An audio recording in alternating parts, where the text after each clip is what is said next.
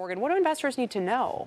Well, obviously, we're on pace for back-to-back 3% or greater declines in the Dow Transportation Average.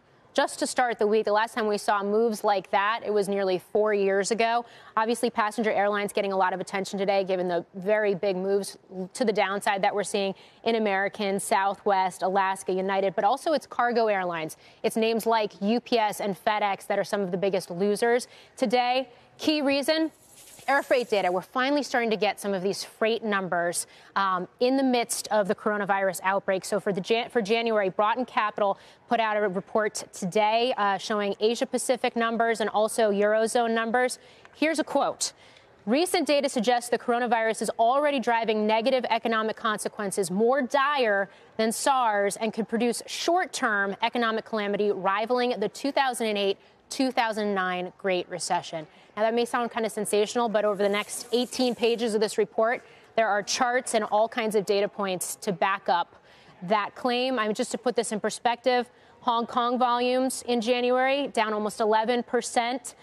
Shanghai volumes down almost 12%, and these are levels that were already depressed because of what we saw in air freight due to the trade war and tariff situation back in 2019. And, that's been one interesting thing going on here. Usually people look to transports because they say it's the leading edge of economic activity that tells us where we're going. But in a way, that's been the hardest hit sector by some of the trade and tariff issues. Is it possible that once again that this is going to take the worst of it? Instead of it being like where as this goes, so goes the rest of the economy, it's more that as this goes, hopefully everybody else isn't quite as bad.